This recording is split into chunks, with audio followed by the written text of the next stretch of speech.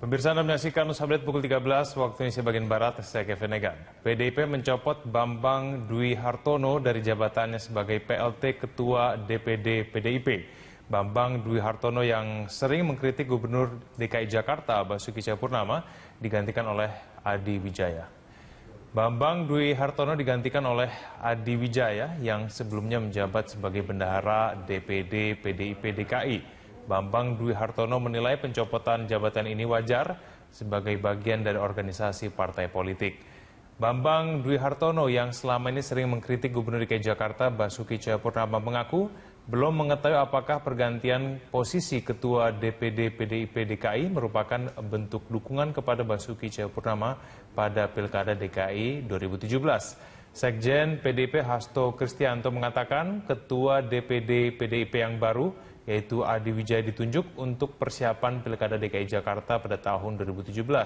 Namun ia menegaskan PDIP belum menetapkan keputusan Cagup dan Cawagup pada Pilkada DKI. PDIP masih menyiapkan tahapan untuk memastikan pasangan calon Pilkada DKI.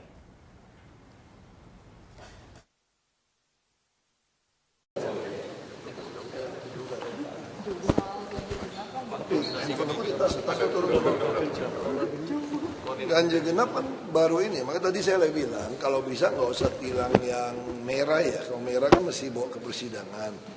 Kita lagi minta kalau bisa langsung tilang biru saja, sehingga orang yang dapat tilang ini bisa langsung membayar dendanya di bank, udah nggak usah ke pengadilan. Kalau tilang biru bukannya begitu kan nanti bisa ada tugas yang Ya bisa dong, kan langsung nyetor ya. Kan ada bukti tilangnya, dikeluarin buku kan ada seri. Pak, koordinasi di lapangan seperti apa, Pak? Selama ini baik ya, laporannya saya lihat di dalam grup kita semua baik sih. Pak, itu menimbulkan kemacetan ke jalur alternatif. Ya minimal masalah ini jauh lebih baik daripada 3-in-1. Cuma sekarang apakah efektif? Kenapa nggak 50-50%? Nggak bisa dong, ada orang tukar mobil.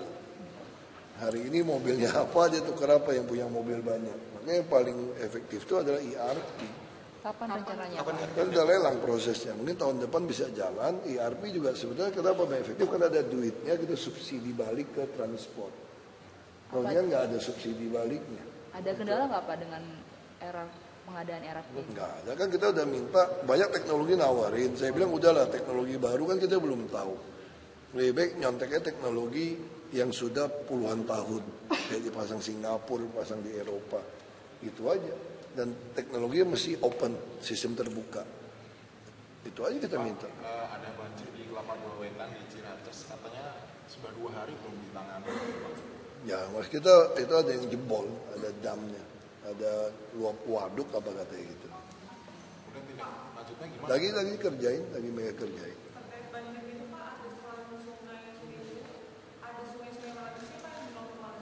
Kerukut yang paling masalah. Kalau kamu lihat aja, kalau kamu lihat gambar di timur sama di selatan, itu hampir semua saluran penghubung kali itu udah kayak ditembokin oleh rumah orang. Dan lebarnya bukan cuma dari 20 meter ke 5 meter, ada yang 1,5 meter. Makanya yang kita bingung kadang-kadang ada sertifikat lagi. Orang udah jelas kali kerukut kok, kali kerukut itu panjangnya 33 km lebih. Kok bisa gitu. Nah itu yang saya bilang kalau hujan segala macam yang daerah itu masih bisa. Kalau nggak ada dam yang jebol ya pasti turun. Tapi Tindakannya belum. Prioritas itu bangun rusun. Tapi Pak, Lurah Bangka bilang pengen perbaiki tembok di pinggiran-pinggiran itu, tembok yang warganya itu Pak mulai pengen diperbaiki katanya. Ya mau nggak mau kita harus itu. Kalau dia nggak mau jual, kita akan sarankan sama mereka. Kamu kan udah dudukin di atas sungai nih. Jadi kan sungai airnya lagi tinggi, udah setinggi tembok kamu. Tembok kamu nggak bisa cuma tembok bata merah biasa, masih jebol. Pak, tapi Pemprov bisa ambil alih nggak sih Pak? Ini kan untuk kepentingan bersama juga Pak. Nah itu yang saya bilang kan, saya ngambil alih yang tanah negara lu mau gugat gua, pakai sertifikat hak milik. Ya kan, nah, kita mesti cari pembenaran hukumnya, lagi pelajari. 1,5 triliun Pak mau dikeluarkan untuk pembebasan lahan. kita mau beli ini, sebenarnya orang mau bangun apartemen, ada tanah 2 hektar itu, persis di samping Kali Kerukut. Cuma waktu itu dia paksanya mahal banget, kalau di atas harga pasar saya nggak berani. Orang saya beli NJOP ya panggil-panggil BPK, panggil Bareskrim KPK. Gimana kalau saya beli di atas harga pasar? Kena saya. Berarti kalau nggak dijual-jual, normalisasi juga nggak bisa jalan.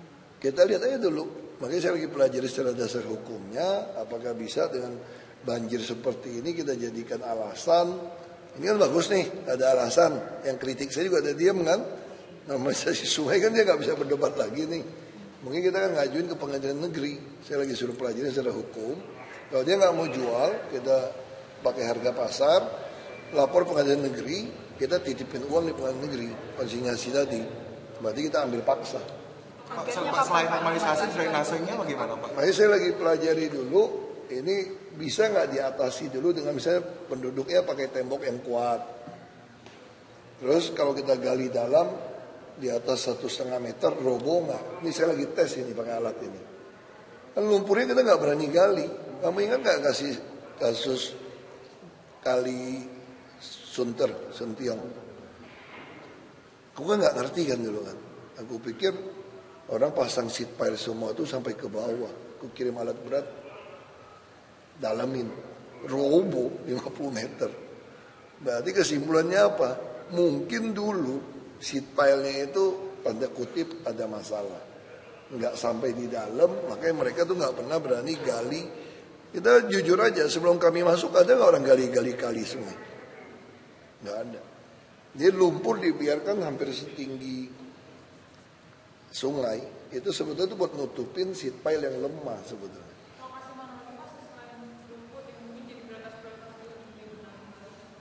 Kali Cipinang itu juga masalah. Pokoknya semua gini, kalian lihatnya gampang kok.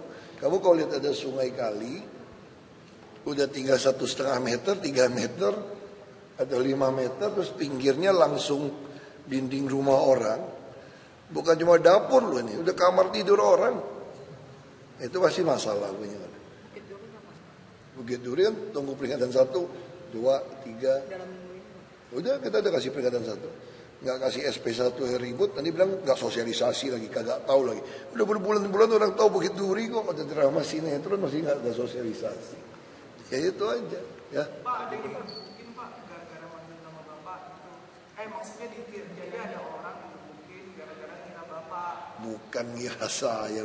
Kalau ketemu saya dia mana berani gebukin gua gitu, tukang pukul gua banyak. Ya itu namanya kan teror saja. Coba dia berani ulang lagi enggak? Ya enggak. Coba dia berani ulang lagi enggak, saya mau tanya. Gitu loh. Itu kan cuma cara teror yang kampungan, orang-orang pengecut yang munafik tuh. Itu kan teknik teror saja. Tujuannya ke siapa Pak? Ya tujuannya kan supaya kan udah neror saya ke RPTRA kan sudah 4-5 kali, nggak boleh resmikan, gagal. Teror saya nggak boleh ke kawinan kampung, mau timpukin batu, gagal. Mau ke sini takut gitu loh. Jadi ya coba-coba teror di luar, itu orang pengecut aja. Oh iya dong, itu jelas dong, manggil Ahok tampangnya beda kok. Kalau misalnya petugas Transjakartanya yang dibilang gak responsif sama. Nah itu kita lagi teliti. Dia kan ada tingkat ketakutan juga. Kalau orang ada 3-4 orang, kamu kira gampang 1 lawan 2, 1 lawan 3. Itu cuma di film. Kalau udah berantem lawan 1 lawan 3 itu susah juga loh. Jadi kamu pakai alat, dia nggak pakai alat ya. Itu cuma di film. 1 lawan 1 aja kalau sama-sama ada ilmu susah berantemnya. Lo kira gampang berantem 1 lawan 1. Film doang yang gampang. Ya kan orang juga mikir gitu loh. Tapi nggak apa-apa, kayak gitu juga biasa. Dia juga nggak berani terusin, dia terusin pasti kita tangkap. Pengecut aja itu orang. Biasa orang pengecut. Ya. Pak, minta tanggapan soal Ketua DPD PDIP yang baru Pak, Adi Wijaya ganti Bambang Deha. Nggak tahu, itu urusan PDIP kamu tanya, saya nggak tahu. Pak, katanya Habibur Rahman mau datang sebentar jam 2 ke Balai Kota. Nggak tahu saya. Semua orang Balai Kota tiap pagi orang boleh datang kok. Karena Bang Awi itu semua orang datang. Katanya soal MK Pak. Saya nggak tahu. Bebas aja kamu datang, ngapain ke sini? Ya, datang bebas aja kok kita. Lu taruh surat ini. Ya, mesti jalan. Teman-temannya mau ngapain gitu. Diterima nggak? Kan Rabu tadi panggil MK. Rabu ini. Iya Rabu ini. Iya Rabu. Itu buat Besok apa, Pak? sidang kedua. Jam berapa Pak? Pengacara lagi. Jam 9 ya kalau nggak salah besok ya. Saya lupa. Bukan jam 9 bukan. Jam 2 habis makan siang nggak salah. Itu untuk apa, Pak? Kan udah masukin lagi kan dia suruh perbaikan kemarin. Nah, sekarang saya mesti bacain lagi nih. Yang dielaborasi apa saya bacain lagi. Aku mesti ada acara di luar. Aku mesti Apa aja Pak poin-poinnya Pak? Ada perubahan nggak Pak? Nanti kamu dengar aku bacain deh panjang. Oh berarti ditambah pengacara lagi Pak ya?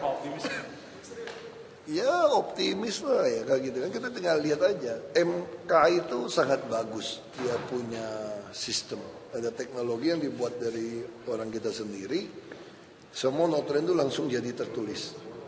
Nah jadi semua surat-surat pengajuan dari bekas-bekas orang yang mau ngajuin uji material ini. Itu ada contekannya semua lengkap.